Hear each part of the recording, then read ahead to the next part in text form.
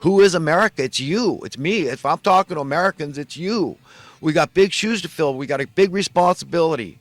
It's written we're created a little lower than the angels. We've got to step up to the plate and parent these a-holes at the very top of this thing.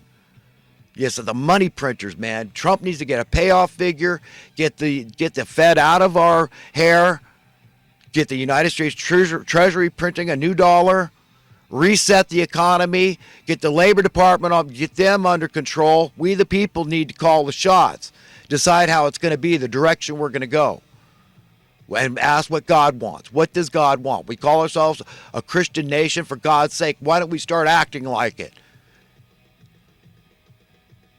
In some modicum manner, okay? Jeez, but I'm scared because I just fear what's it going to take to, what's it going to take to get through to people? How stupid are we? The mainstream media harps and harps about Trump saying some stupid thing about Lysol. I mean, come on. Trump may not be the sharpest tool in the shed, my friends.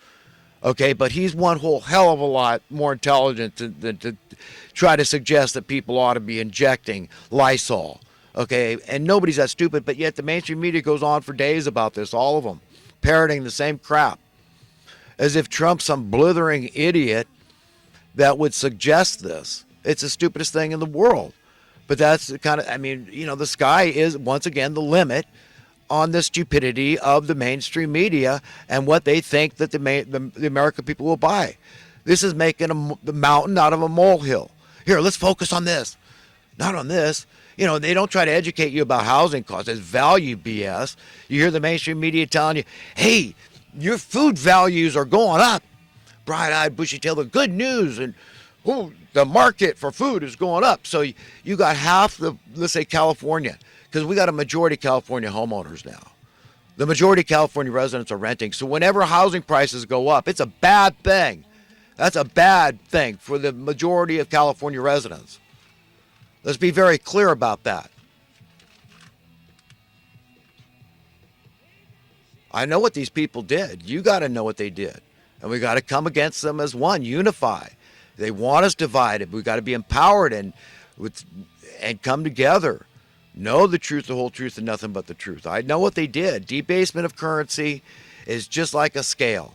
Cost of living goes up, your money is worth less. When housing prices go up, your housing dollars are worth less. And then it creates this whole big chain reaction where everybody says, well, it's old number one, got to look after myself, my family, so I got to raise the price for my services, my commodities. Hey, sorry, suck it up. I got to pass the buck.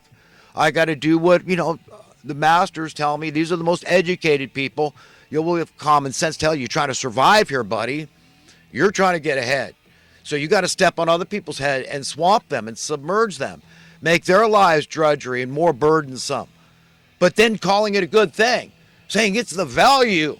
Your housing values went up. Yeah, well, housing is an essential human need. Try that with food with the American people. Why? What's the correlation? There's a very direct correlation. They're both essential human need commodities. That's why. That's the correlation. That's the association. Very clear and cut. Irrefutable. Incontrovertible. Fact. Shelter. We need it to survive. Got all these homeless people out there, not criminals. Not criminals. If they were criminals, they'd be safely ensconced behind bars with 3 hots and a cot at a cost of a minimum $50,000 a year per inmate.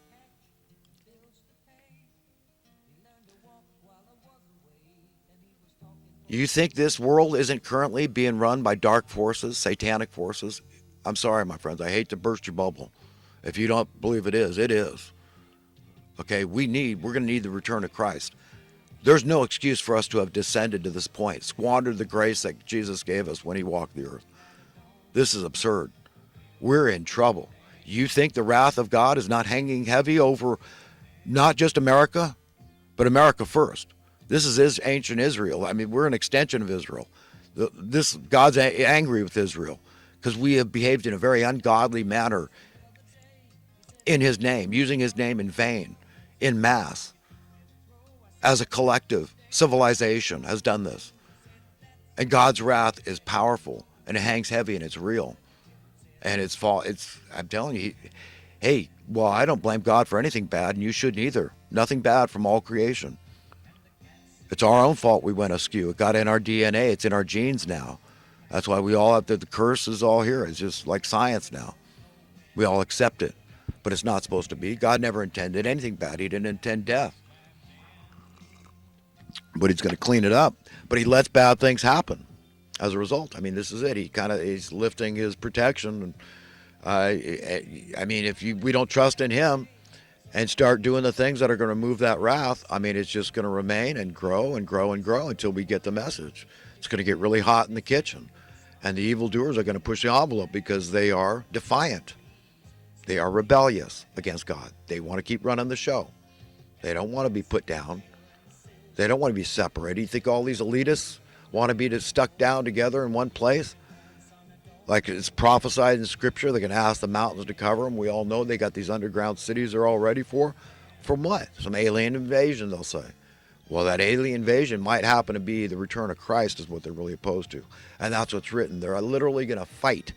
They're going to try to fight with the armaments they have, the highest state-of-the-art technology that man has, that exists in our inventory.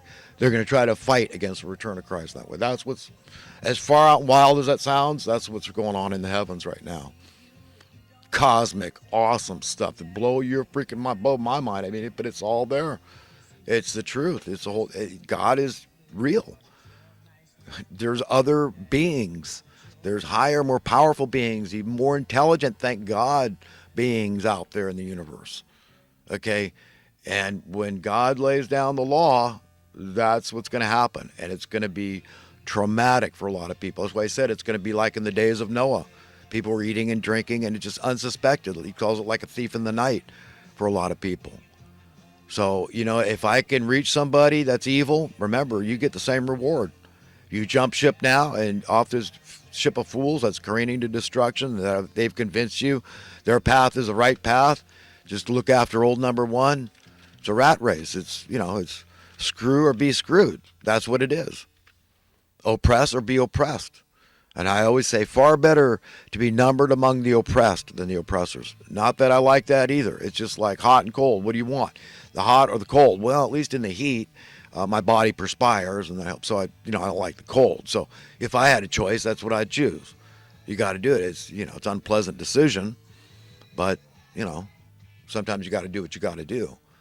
But I admonish everybody to put God's will first in your life, to care about His opinion above all else, to submit. Okay. And just confess your need on a very personal, prayerful level, humble level, and get real. And say, reveal to me if I'm evil in any way or displease you in any way. Reveal it to me so that I can change course, okay, or do my best, at least try and admit and confess it so I can be forgiven.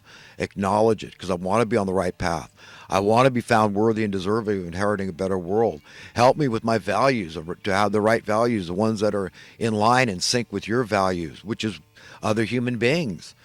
I mean, it's all there, and it's all very powerful and real, and we're a part of something big for all eternity. So we just got to get used to it. We got to get that relationship. We got to get comfortable. We got to, this is to help us cope and contend and to overcome. And we're in trouble because we got to confront these issues. So it's this huge tumultuous storm we're facing as a race, as a species, and the money and the satanic wanton power of the money, the purse strings.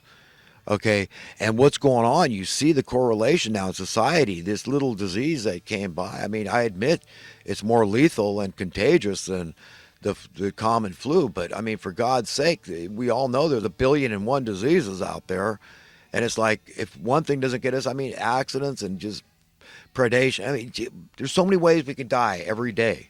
Heart attacks. I mean, car accidents. Right. I mean, the mind reels, but yet we're going to just freak out. You see how the economic correlation, all this disruption in economic markets, you see, and God's involved too because He's trying to talk.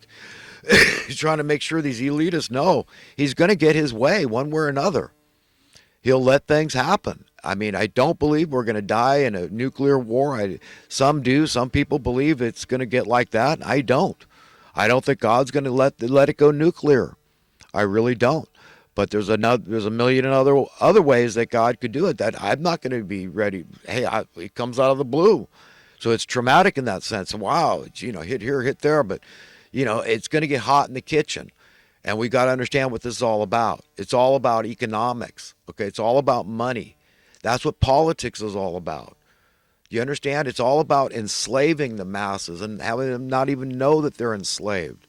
Normalizing slavery in that sense. It's theft. It's the same old thing. It's same old feudalism all over again, but we're with less excuse now than any other time in history because of all the knowledge that's out there that we're not utilizing it, because that's power. If we unify and say, let's not be divided, let's work for everybody, the least of men, and care about that guy that's going to die out in the cold. We're spending $50 billion a year on Section 8 housing. If we just bought people houses, it would be infinitely cheaper. Okay? It's like knowing the difference between renting and buying something. One is in perpetuity, and the other one has a payoff date. So why aren't we the people just buying people houses and getting a payoff date? No, they're forcing us to keep renting people houses, and it's not working. The problem of unaffordable housing has gotten far worse, but that was the whole pretense of starting the program. And all that $50 billion a year is doing is enriching the fat cats. Okay? The flippers and the speculators, the simple investors, real estate investors, the property management companies, the landlords. Do you understand? And they collude with the bankster class. They want to loan out money, so they work together. There's no basis for appraisals anymore. There's no use for appraisals. Well, we just wing it. We just guess. The banks, we'll loan you. Yeah, it's worth twice what they paid. Yeah. So, of course, they make money. You understand how they make money, how they have an incentive to collude with the real estate interests. You see how this thing works? They team up. What worse monopoly could there be? Oh, well, if you're in this industry or that industry, you'll be all right. Okay, maybe if you're a contractor, a developer, a builder, right? Don't worry, you're going to be all right too. But you better be in one of these, or you better have some career job that pays really good. You better be really important and valuable out there and make a lot of money some other way, some good businessman or something. Because the real estate's just going to go up and up and up, and we're going to call it a good thing. Fixer-uppers, forget it, man. All those guys, Carlton Sheets and the Robert Kiyosakas, they've all told you, and maybe even with Kanye West, I don't know. They tell you, go buy up all that low-hanging fruit. You want to make a lot of money in the real estate market. It's speculation, flipping houses. Go out there and get all that low-hanging fruit that the struggling young couple is coveting. Get a starter home, fixer-upper. Get his foot in the door of middle-class life. But no, you're not going to let them. You're going to snuff out their dreams, aren't you? And you're multi-billionaires, and you think that everybody should think you're so great. I don't understand people. You don't think God's wrath is hanging heavy over America? I'm an optimist, ultimately. I know the good guy is going to win. But are you on the side of the good guy? Are you unwittingly evil? And I'm your best friend. You understand? And just because the truth is hard to hear, okay, there's no reason for you to turn away. There's no excuse. That's not going to hold water. I'm doing my best to be cool, calm, and collected, to really show you I'm your friend. I'm your brother. Look at me as your own son. You want to doubt my motive? That's how I'm expecting people. That's what I'm preaching, teaching. I tell people, think of other guys as your own son or daughter. How would you treat them? Because you can't have a more tender, gentle feel for anybody than your own child. So I expect people to think of me in that way. Then what I say is palatable, right? Because whose child hasn't talked back to them? I mean, what parent? I've never heard of a parent that didn't have a kid talk back to them.